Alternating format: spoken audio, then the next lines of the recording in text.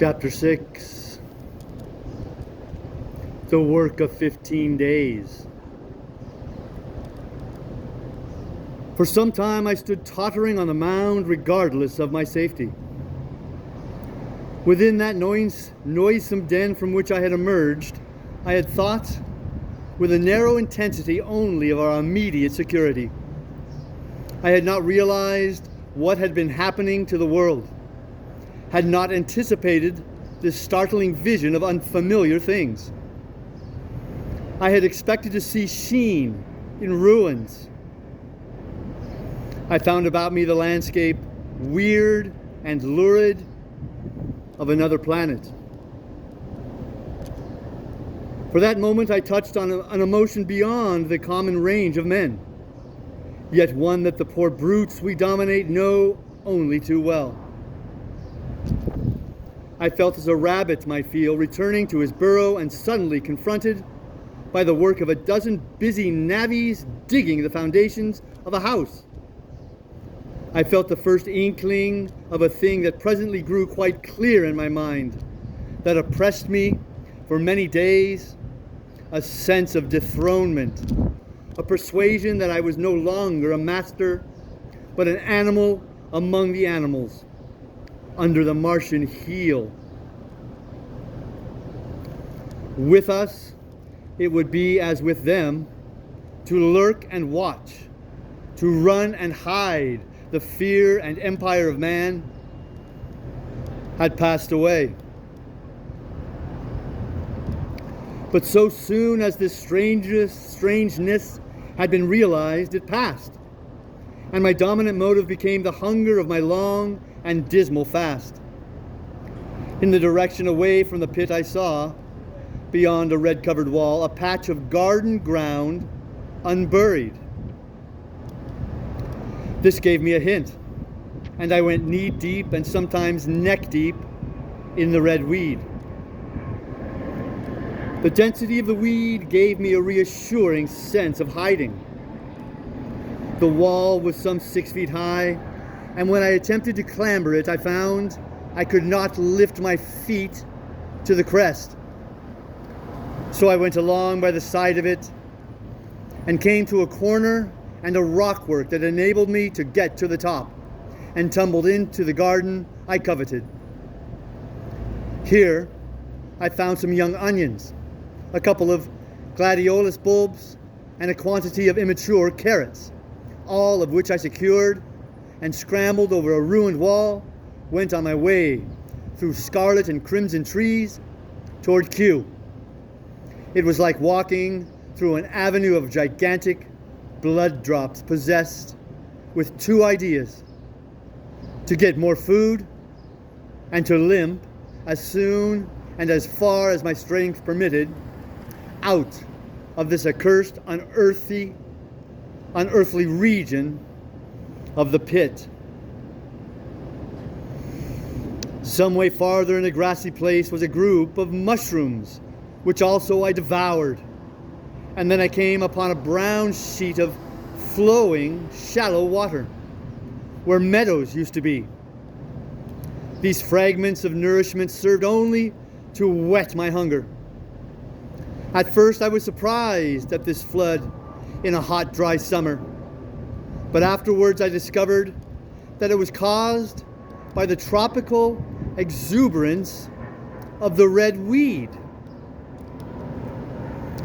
Directly this extraordinary growth encountered water, it straightway became gigantic and of unparalleled fecundity.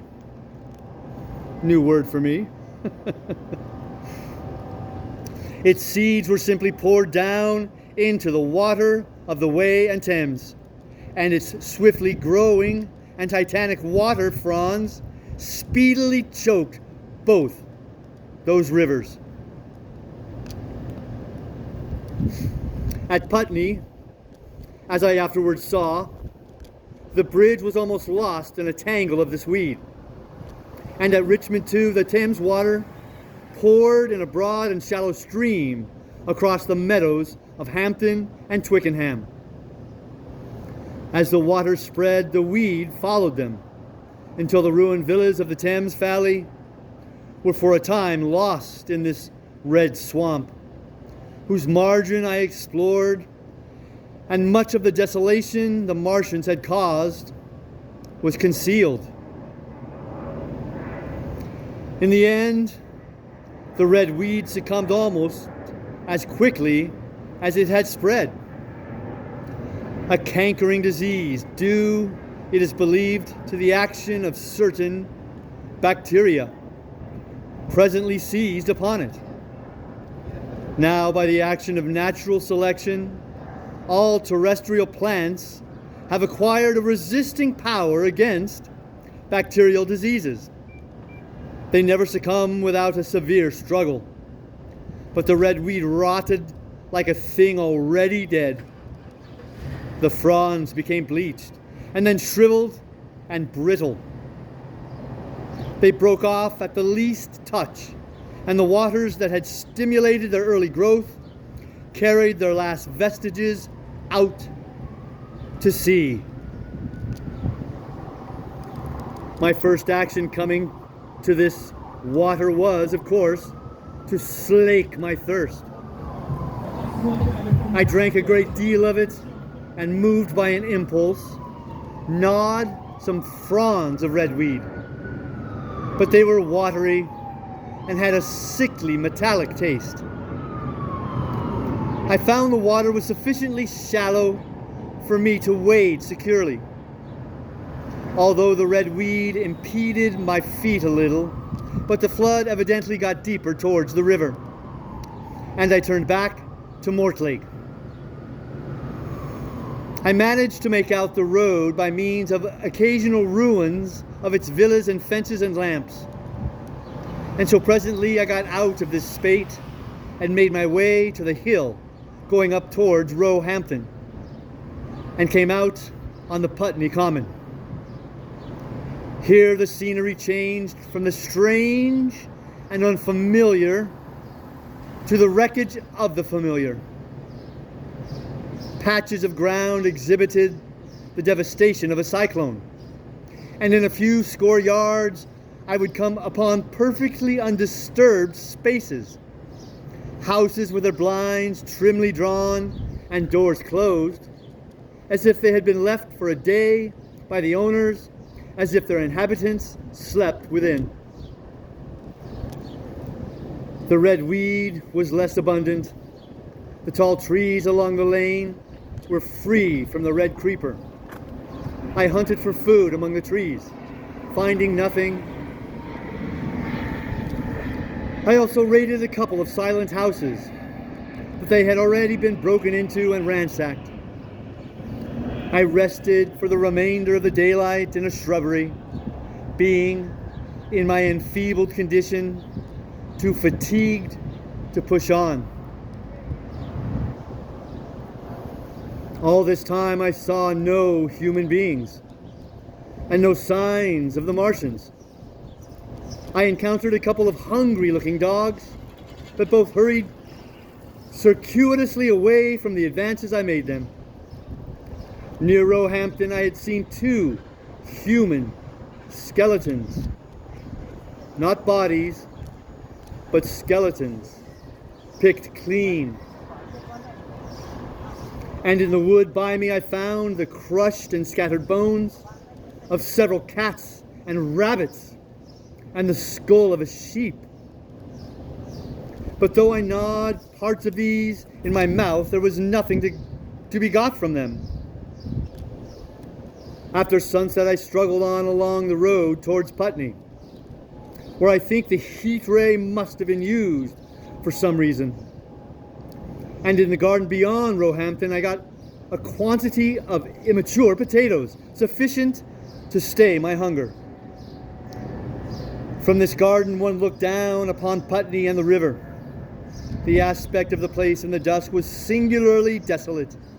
Blackened trees, blackened, desolate ruins, and down the hill the sheets of the flooded river, red tinged with the weed. And over all, silence. It filled me with indescribable terror to think how swiftly that desolating change had come.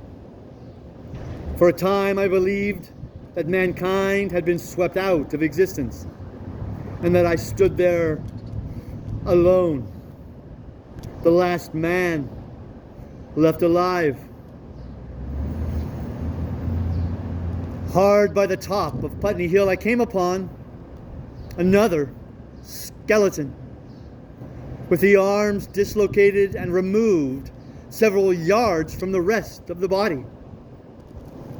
As I proceeded, I became more and more convinced that the extermination of mankind was, save for such stragglers as myself, already accomplished in this part of the world.